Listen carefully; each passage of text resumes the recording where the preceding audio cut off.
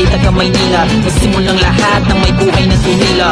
Iisang rani sa pangyayaring pambihira. Kailangan pasanin para lamang di masira ang iniwan at sinimulan. Di takot kanino man sa ngalan ng batas, lakas ng tawag, itutugunan ng huli man ng balo.